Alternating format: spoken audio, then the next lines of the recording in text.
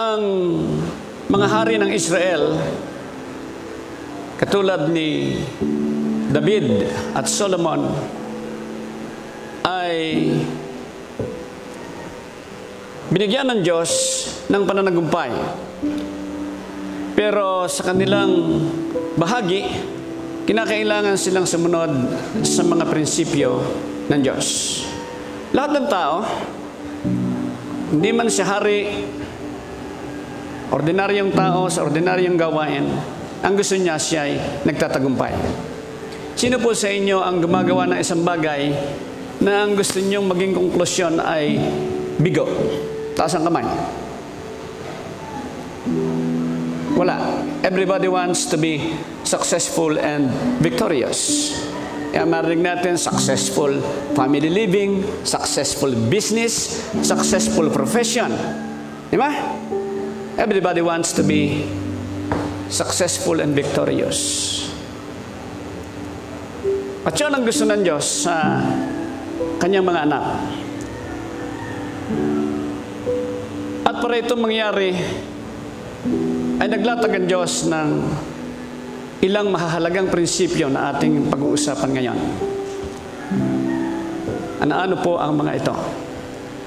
Bago po natin sagutin, tayo muna ay manalangin. Lord, salamat sa iyong ginagawa na pagtuturo sa amin.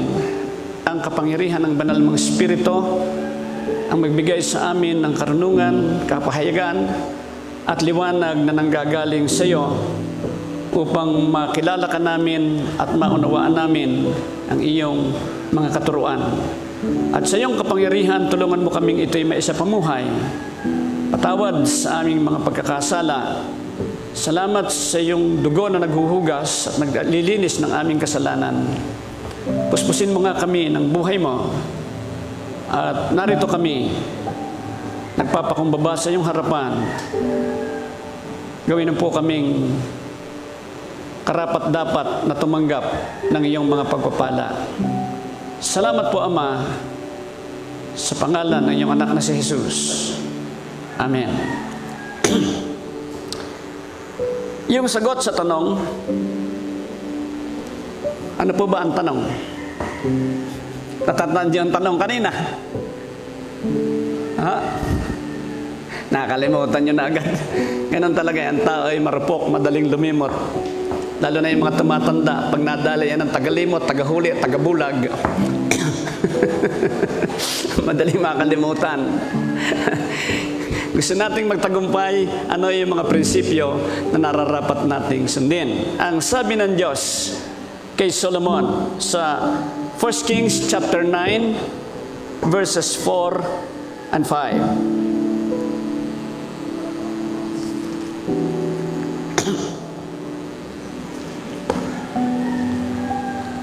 As for you, if you walk before me in integrity of heart and uprightness, as David your father did, and do all I command, and observe my decrees and laws, I will establish your royal throne over Israel forever, as I promised David your father when I said, you shall never fail.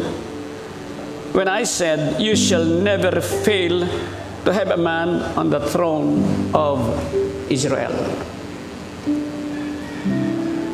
What God was saying to Solomon was success and victory in his kingship over the kingdom of Israel, and that his kingship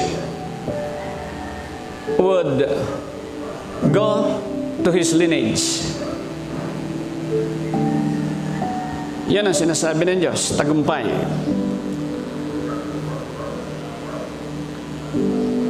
At kung ano yung mga prinsipyong ibinigay sa Kanya, dito sa talata ay meron tayong dalawang makikita. Una,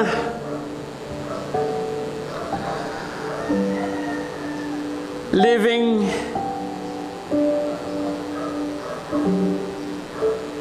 in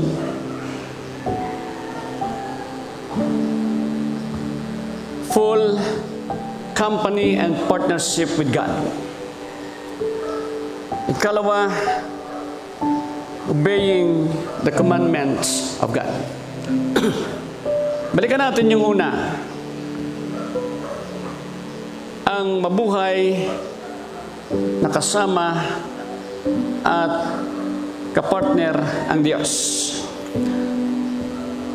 Sabi sa verse 4, "As for you, if you walk before me in integrity of heart and uprightness, as David your father did." Ito po ay NIV version, pero nais kong isalin sa panibagong translation na ganito ang isa ring sinasabi: "If you walk with me in integrity of heart and uprightness." Kung lalakad ka sa harapan ko, yon ang unang sinabi doon sa NIV version. Pero ang aking translation, which is not far from the Hebrew Bible, is kung lalakad ka, nakasama ako. If you walk with me with integrity of your heart and uprightness. Yung isang sinasabi, kung lalakad ka sa harapan ko. Yung sinasabi ko ay, kung lalakad ka, nakasama ako. Kung sasama ka sa akin. One is walking alone before God, the other one is walking with God. If you walk with me. Kung ikaw ay mabubuhay nakasama ako o kasama ko na merong integridad ng puso at ganap na katwiran. Iyon pong pagiging kasama ng Diyos, walking with God, ay nagpapakita ng diwa ng relasyon. There is a relationship that builds up the partnership. Yung prinsipyong yon ng paglakad na kasama ang Diyos at kapartner ang Diyos, yon ang prinsipyong inilatag ng Diyos dito sa mga hari at mga tao ng Diyos, ang kabuuan ng bansang Israel.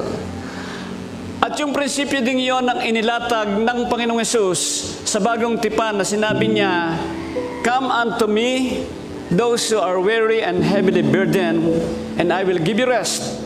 Take my yoke upon you and learn of me, for I am meek and lowly in heart." Munahin niyo po yung katagang yoke, yugo o yogo. Sa Tagalog ay yogo. Sa Bisaya, yugo.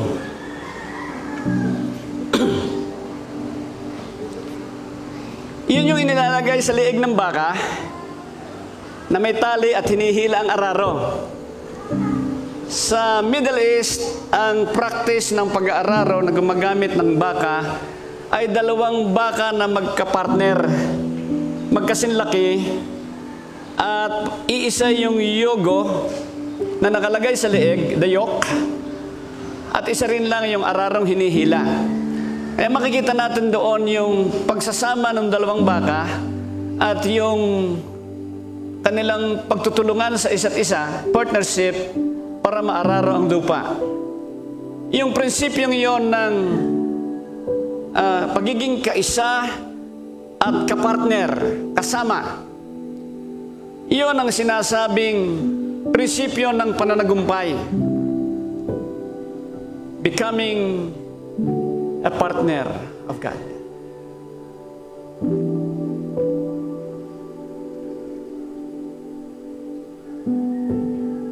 At sapagkat may kaugnayan sa Diyos, merong integridad ng puso at ganap na katwiran. Ano po yung integrity of the heart? integridad ng puso ay hindi prestihyo.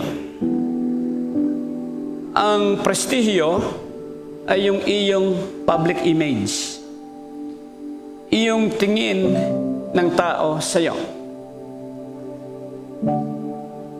Madaling intindihin yan sa panahong ito, lalo na't makikita nyo yung mga patalastas ng mga kandidato.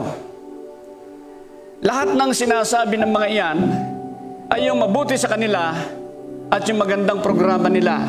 Walang masama. Bakit nila ginagawa yon? Para mabuo ang kanilang imahe sa lipunan at sila'y magustuhan ng tao at sila'y iboto. That is prestige, your public image. Tama ba yung sinasabi ko? Okay. Mag-ingat kayo dyan. Pag sinabing prestihyo, ang sabi ni Webster, ito yung iyong uprightness, moral integrity. Hindi ito yung public image mo, kundi yung prinsipyo mo ng katwiran sa buhay at kung sino ikaw, kahit wala ka sa crowd, kahit ikaw ay nag-iisa. If you practice righteousness in the crowd,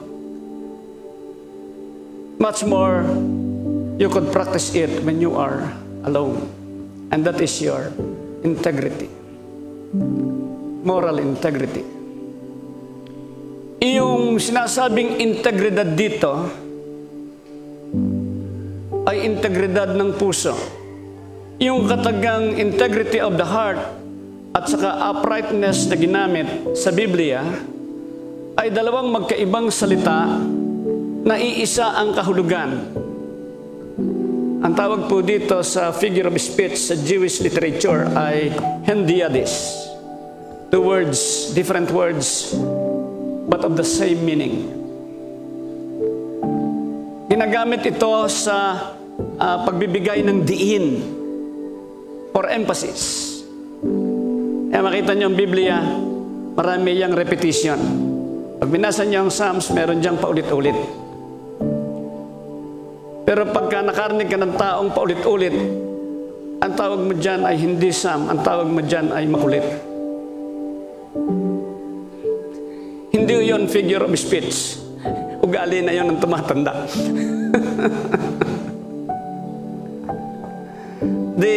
The Jewish literature is fond of using figures of speech, tayutay o larawan ng salita. And this is a figure of speech. Uprightness, integrity of the heart and uprightness is your condition by being with God. Dahil sa relasyon mo sa Diyos, ikaw ay isang tao na binigyan niya ng bagong espiritu, bagong puso, bagong kaluluwa.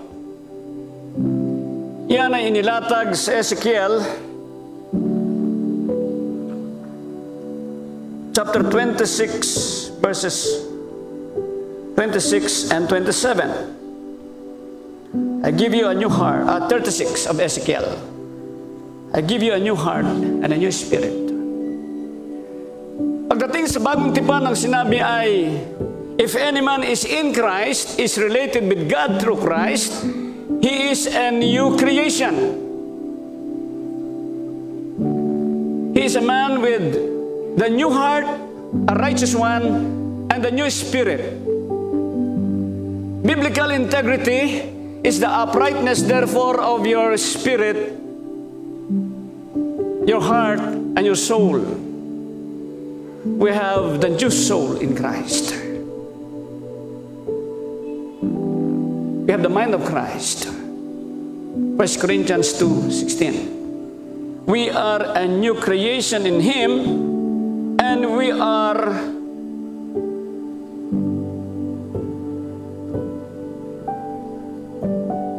partakers of the divine nature. 2 Peter 1:4.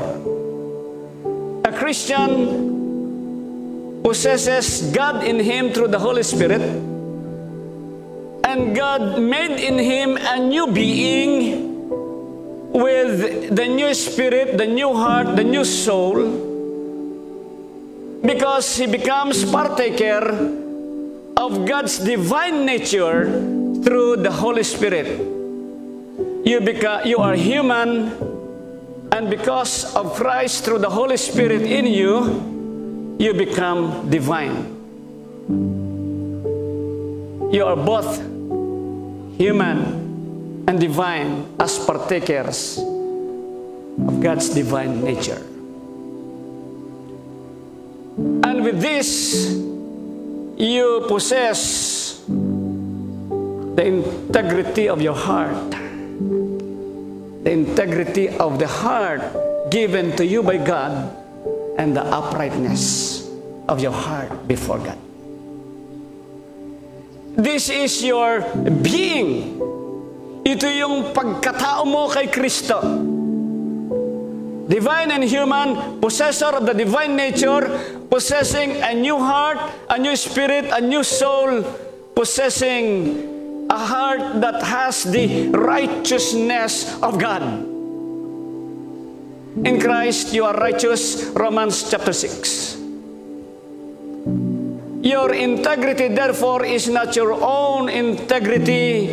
Your uprightness is not your own uprightness. It is God's uprightness in Christ given to you. This is your heart's integrity. This is your being. This is your nature. This is your condition. Ito ikaw sa Panginoong Hesukristo. Ito yung identity mo. A new creation with a new heart, the new spirit, and the new soul. Possessor of the divine nature. Possessing the uprightness of God. God endowed you. Endowed you and created in you a heart of uprightness, a heart of integrity. I hope you get it. Who are you? Kung ano sinabi ng Diyos sa Biblia, ganun ka kay Kristo. At yun ang katotohanan. Eh sabi mo, Pastor, nagkakamali pa ako, may kahinaan pa ako. It doesn't matter. Alam ko yun. Parehas lang tayo. But that doesn't change the fact, the truth, that in Christ you are a new creation with Christ's righteousness of the heart, the spirit, and the soul. Do you say amen to that? Amen. This is who you are. This is your identity. This is your integrity. Sapagkat ganito ka, makakapamuhay ka na kasama ang Diyos. You can walk with God. If you walk with me, the Lord says, in that uprightness of your heart and integrity, then you will be victorious and successful. Hindi dahilan itong pandemya, crisis, para hindi kayo magtagumpay. No.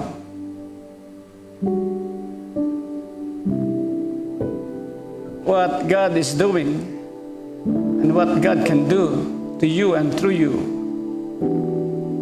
is not limited by circumstances. Know who you are, know whom you walk with, and live a victorious, successful life.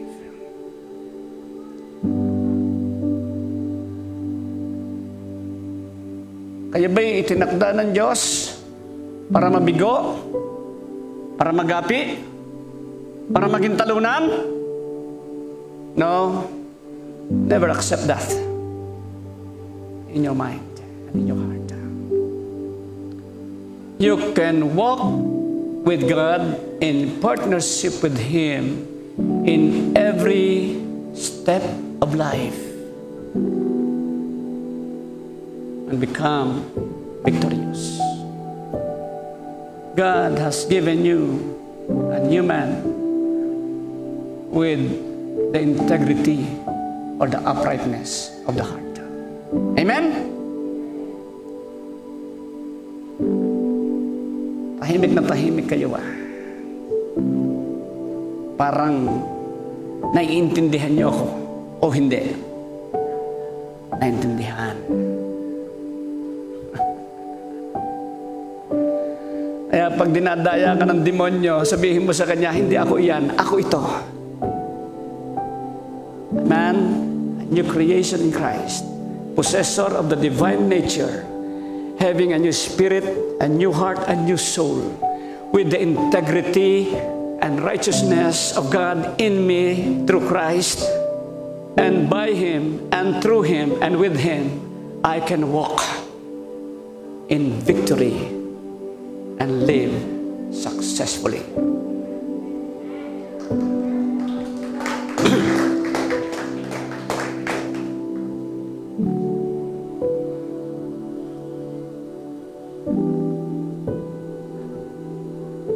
Lahat ng pagtuturo tungkol sa tagumpay, ang sinasabi lagi ay, kung ito'y gagawin mo, kung ito'y gagawin mo, kung ito'y gagawin mo. Wala namang masama doon, pero may kulang. At hindi yon ang ganap na katotohanan. Ang sinasabi ng Biblia ay hindi kung ano lang ang gagawin mo para ikay magtagumpay. Ang sinasabi ng Biblia ay kung sino ka, kung ano ikaw. Your being in Christ is your integrity. Ang pagiging ikaw kay Kristo, ang integridad ng pagkatao mo. This is your identity. This is your integrity. Kaya hindi mo kinakailangan na maghanap ng approval ng tao. Ang kailangan mo ay approval ng Diyos. Hindi mo kailangang laging iisipin na baka ganito ang sabi ng tao. Lahat ng tao ay may sasabihin tungkol sa iyo. Hindi mo na iiwasan iyan. Ang iwasan mo ay huwag kang maapektuhan yan, lalo na't hindi naman tama ang sinasabi sa iyo. It's also good to listen from others, but it is not right to take all what they say. Mababaliw ka. Dahil sa dami ng marinig mo at sinabi mong lahat ng narinig mo ay tama at gusto mo sundin, nako, ang tawag sa iyo, wala kang bait sa sarili mo. Be yourself as to who you are in Christ. And that itself is your success and victory. Bakit? Sapagkat dito magsisimula sa loob ang pananagumpay mo. Bakit hindi matalo ang Ukrainians kaagad? They have the heart to fight. Di ba? May puso sila. Remember who you are in Christ. A man with integrity and uprightness. At sapagkat ganyan ka kay Kristo, magagawa mong sundin yung ikalawang prinsipyo. If you obey all I command and observe my decrees and laws, magagawa mong sundin ang lahat at bawat kautusan at ipinagagawa ng Diyos sa iyo. Ang lumang tipan at ang bagong tipan ay iisang tipan ng pag-ibig. Ang batas ng lumang tipan at ang batas ng bagong tipan ay batas ng pag-ibig. Ibigin mo ang Diyos, ibigin mo yung kapwa. Yung ibang mga batas doon, makikita natin, ang iba roon ay religious or cultic laws, ang iba ay civil laws and cultural laws. Pero Pero itong spiritual and moral laws na nasa Ten Commandments, this is what is binding to all. We are not bounded by the Jewish cultural laws. Hindi tayo nagsusuot ng damit na may palawit sa 4 na sulok. May simbolo sa kahabagan ng Diyos. Yun ang sinabi ng babae na inaagasan, mahipo ko lang ang laylayan ng damit ng Panginoon. Ang ibig sabihin, mahipo ko lang yung tassel, yung palawit sa laylayan ng kanyang damit. Ako'y gagaling. That signifies the mercy and the grace of God. That's Jewish cultural law. Ganun sila magsuot ng damit.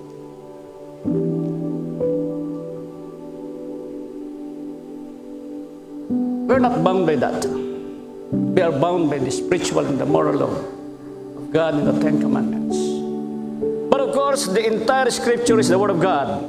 E makikita natin yung mga batas sa unang 5 aklat, the Pentateuch, inimplement yan ng mga prophets at ng mga aral ng Panginoong Hesus, lagi siyang kumukuha sa lumang tipan. Ang Apostol Pablo ay ganun din ang ginagawa at ang mga alagad. Why? It's because the covenant law in the Old and the New covenants, laws are just the same laws. Yun lang. And this binds us today. Sinabi yan sa Romans. This moral law or spiritual law binds us today. Kaya sabi ng Panginoong Hesus, you shall love the Lord your God, you shall love your neighbor, even as you love yourself. At hindi lang yan ang sinasabi ng kasulatan, na naandirito ang mga prinsipyo ng Diyos. Sa liwanag ng mga prinsipyong yan, direktang nangungusap sa atin ang banal na Espiritu at may ipinagagawa siya sa atin.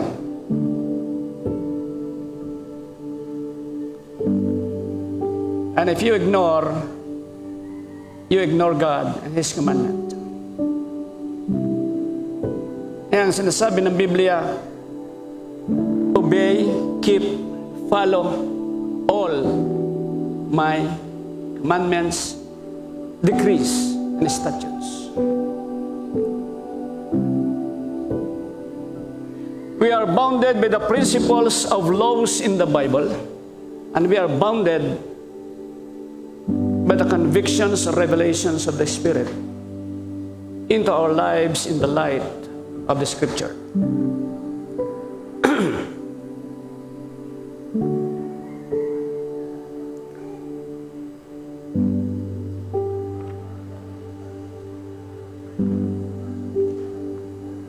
Nung minsan ako'y nasa Mindanao, ilang taon na rin nakakalipas, habang nagmi-minister ako, pagkatapos magturo, nakatayo yung kongregasyon, may pagkilos ng Diyos, nakita ko yung isang kabataan sa harap na nakatayo, biglang bumagsak, nabuwal, tapos nag-iiyak na. Nung nag-uusap na kami, sabi ko, ano bang nangyari sa'yo? Sabi niya, Pastor, nakita ko ang sarili ko na ako'y umaakayat sa hagdan, pataas ng pataas, at ako'y nakalusot na sa ulap. Ba't ka nag-iiyak at bumagsak? Sabi niya, doon sa pangitain ko, habang ako'y nakatayo, kaya ako bumagsak, nakita ko sarili ko, ako'y nahulog. Pagkataas na naabot ko, bigla akong nahulog.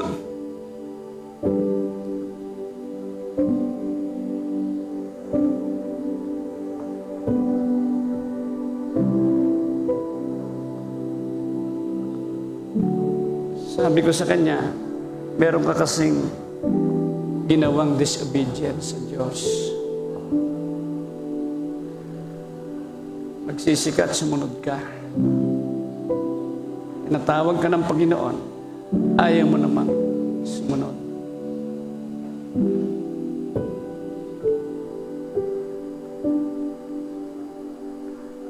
Habang naalala ko yung kwento na yun, naalala ko yung Revelation chapter 2 verse 5. Sino sa inyo nakakatanda ng talata?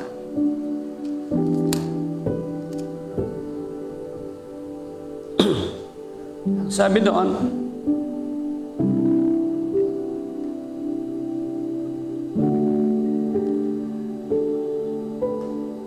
remember the height from which you have fallen. Tama itong verse na ito doon sa kabataan yan eh. Ito rin ang sinabi ko sa kanya. Remember the height from which you have fallen. Repent and do the things you did at first. If you do not repent, I will come to you and remove your lampstand from its place. Ano yung lampstand? The church. Sinasabi ng Diyos sa Ephesian Church. Iniwan mo una mong pag-ibig. Alalahanin mo yung taas ng pagmamahal mo at yung lalim ng pagbagsak mo. Tingnan mo. At kung hindi ka magsisisi, mawawala ka.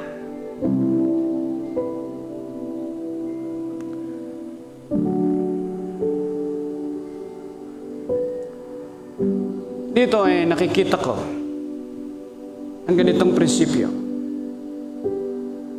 Ang 99% na pagsunod ay hindi pagsunod, kundi pagsuway.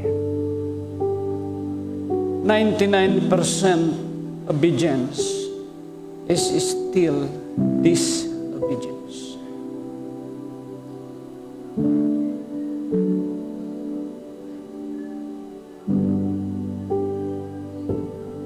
Sumunod ka sa 9, hindi ka sumunod sa 10, you are disobedient.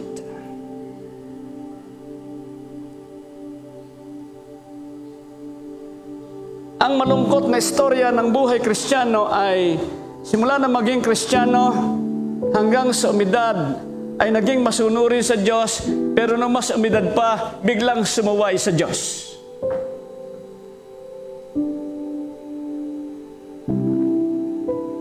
Starting good, ending bad. Brought by disobedience. 99% obedience is not obedience.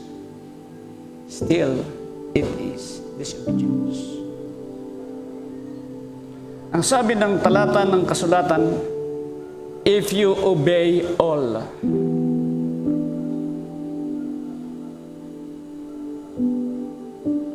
then you will be successful.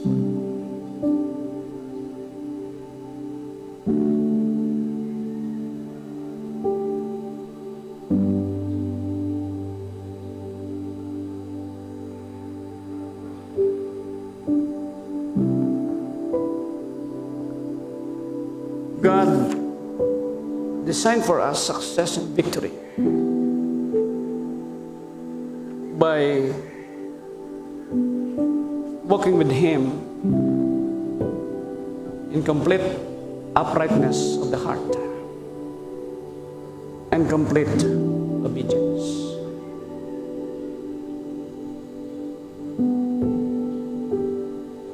Tanong niyo siguro sa akin, Pastor, nagagawa mo ba yan?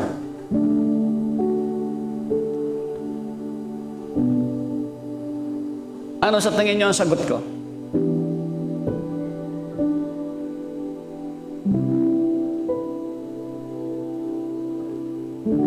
Ang sagot ko ay parehas lang tayo. Kung ano sagot mo, yun ang sagot ko.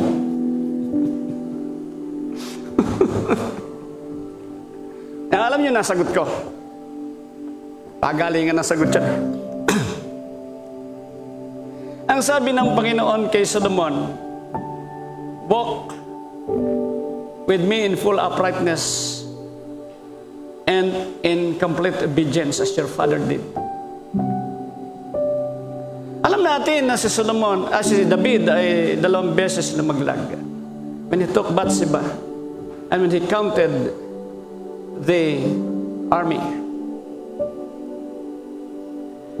And yet, the Word of God calls him the man after the heart of God, which literally means the man whose heart is like the heart of God. We know David failed, but one thing I also know, he never turned away from God.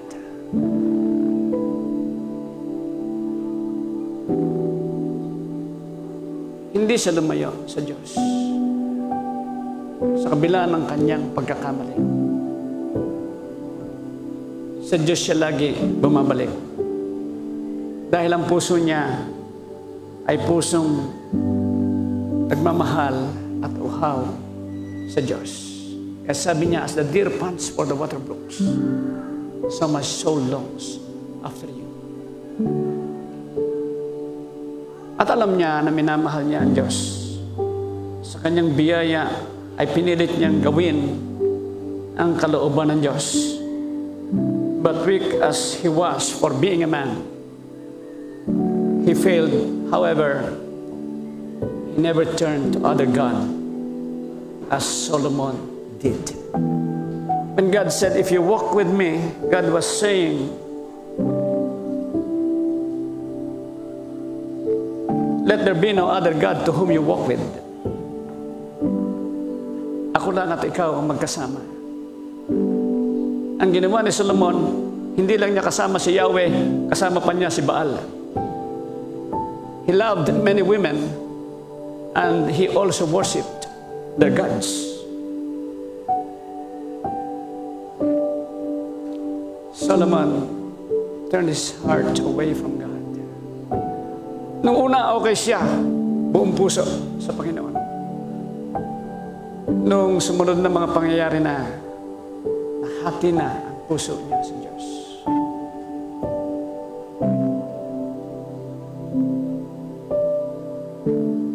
I would rather recommend to us David as an example, and not Solomon. And I would not recommend to you Saul as an example, because Saul did not possess a heart for God.